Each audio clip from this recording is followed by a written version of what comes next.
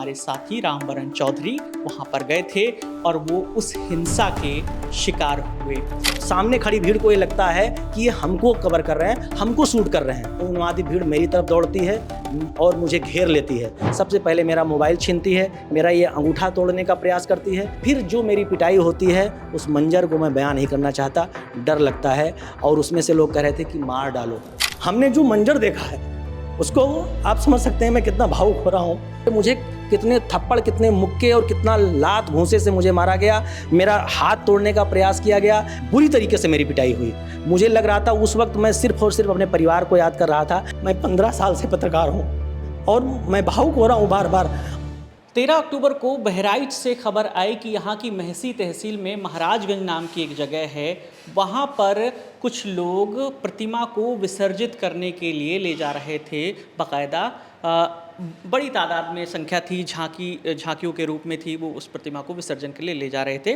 वहाँ पर सांप्रदायिक हिंसा हुई और वहाँ पर राम गोपाल मिश्रा नाम के 22 साल के एक लड़के की गोली मारकर हत्या कर दी गई। इस पर तमाम दावे दोनों पक्ष की ओर से किए जा रहे हैं। इस घटना के अगले दिन राम गोपाल मिश्रा का जब पोस्टमार्टम होकर शव घर पहुंचा और अंतिम संस्कार के लिए जब गया, उसके बाद भीड़ के तौर पर कई लोग अलग अलग उस तहसील के अलग अलग गांव में वहां पर लोगों ने आगजनी की, लोगों ने तोड़फोड़ की और दुकानों को आइडेंटिफाई करके जलाया। उस दौरान उस घटना को कवर करने के लिए इंडिया टुडे ग्रुप के हमारे साथी रामवरण चौधरी वहाँ पर गए थे और वो उस हिंसा के शिकार हुए। उस हिंसा में जो वहाँ पर आगजनी हुई, जो वहाँ पर जिस तरीके से भीड़ का रूप था, जिसकी कोई शक्ल नहीं थी, जिसमें कोई चेहरे नहीं थे, उन्होंने रामवरण जी के साथ मारपीट की। उन्होंने जो शूट किया था, जितना भी विजुअल, वो डिलीट करवाया। और क्या क्या हुआ, रामवरण जी हमारे साथ मौजूद हैं और इस समय हम यहाँ पर बहराइच के ज़िला अस्पताल में मौजूद हैं। रामवरण जी, सबसे पहले तो मैं पूछूँगा कैसे हैं आप अभी? एक दर्द तो कम हो रहा है, लेकिन एक जो सबसे भयावह और भयानक दर्द है, जो उन दृश्यों को याद करके सिहर जाता हूँ, जिस तरीके से भीड़ ने हमको घेरा था और उन उन्मादियों ने मेरे ऊपर हमला किया, जिसका मैं शिकार बना और मुझे मेडिकल कॉलेज में एडमिट होना पड़ा। मुझे थोड़ा सा उस दिन के बारे में बताइए कि कैसे आपको घटना के बारे में पता चला और आप उस वक्त कहाँ थे और कैसे पहुँचे उस दिन? देखिए, हम कल शिकार हुए हैं और ये शुरुआत होती है परसों, जब विसर्जन का जुलूस निकलता है और विसर्जन का जुलूस जा रहा होता है। उस दिन एक घटना और हुई थी, बाबा सिद्दीकी मर्डर हुआ था जो मुंबई में, उसके दोनों आरोपी बहराइच में थे। क्योंकि मैं इस ज़िले को लीड करता हूँ इंडिया टुडे के लिए, तो मैं उस खबर को करने के लिए कैसरगंज इलाके में गया था। दोनों अपोजिट साइड है, ये कैसरगंज पड़ता है बहराइच लखनऊ मार्ग पे। हम वहाँ पर थे। उस शाम को जब उस पूरी घटना को कवर करने के बाद हम लौट रहे थे, और विसर्जन की ये जब हमको जानकारी बहराइच पहुँचने से 5 किलोमीटर जब रह जाता है, तो मुझे पता चला कि महसी इलाके में जो विसर्जन का जुलूस था वो महाराजगंज में वहाँ पर हिंसा हुई है, दुकानें तोड़ी गई हैं और उसके अलावा कई सारी चीज़, उसमें एक गोली चली है, एक व्यक्ति की जान भी गई है। तो उसके बाद मैं उस पर एक्टिव हुआ और फिर हमने चीज़ों को इकट्ठा करना शुरू किया। फिर ये पता चलता है कि वहाँ पे मौत हो गई है उस आदमी की, और उसके बाद फिर वाहनों को आग लगा दी गई है। धीरे धीरे ये हिंसा फैल रही है। अब आती है सुबह 14 अक्टूबर की 14 अक्टूबर की सुबह 14 अक्टूबर की सुबह डेड बॉडी जब पहुँचती है आपका रेहुआ मंसूर, जो राम गोपाल मिश्रा का गांव है, वहाँ चूँकि प्रशासन को पता था कि जब ये बॉडी जाएगी तो वहाँ पर भीड़ काफ़ी होगी। हालांकि पुलिस वहाँ बहुत होती है, लेकिन ऐसे में वहाँ पर पुलिस की मौजूदगी में हज़ारों की भीड़ जुट जाती है। वायरल वीडियो में आपने खुद देखे हैं, लोग लाठियों और डंडों से उस बॉडी को चारपाई पर ले करके प्रोटेस्ट करने के लिए दोबारा तहसील हेडक्वार्टर जो महसी का है वहाँ पहुँचते हैं।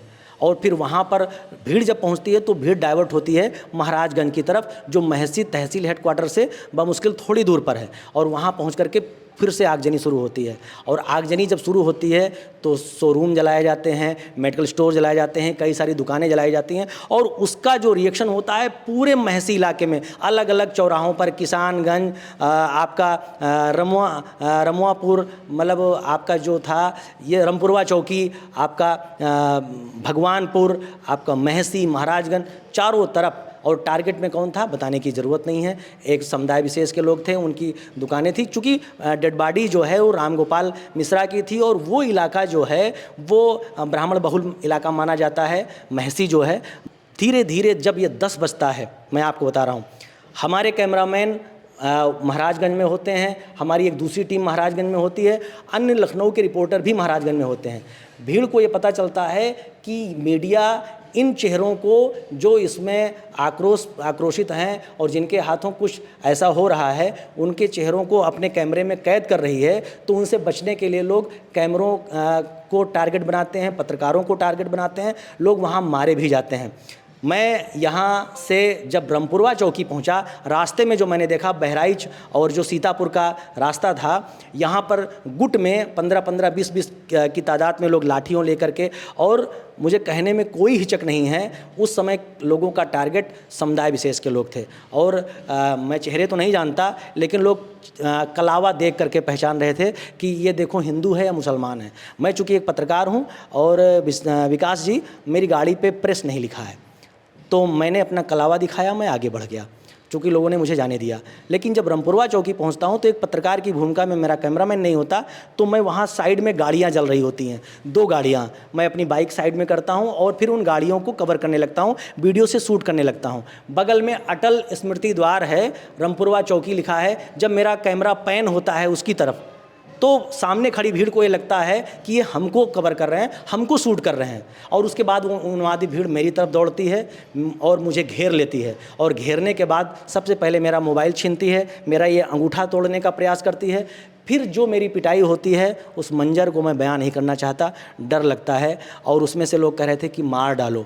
फिर मैंने अपने मोबाइल में वो जो मैं पिछले 2 दिन से खबर कर रहा हूँ, उन खबरों को दिखाया, लेकिन लोग उसको भी मानने के तैयार नहीं थे। कुछ एक आध लोग थे जो उन्होंने हमको किनारे किया, लेकिन उन लोगों की मंशा, मैं सीधे तौर से कहना चाहूँगा, सामने जल रही गाड़ियों में मुझे उठाकर फेंक देने की थी। लोग इतना आक्रोशित थे, तब तक पुलिस आ गई और मैं पुलिस के पीछे चला गया। मेरा मोबाइल का वीडियो डिलीट किया गया जो मैंने उस समय शूट किया था।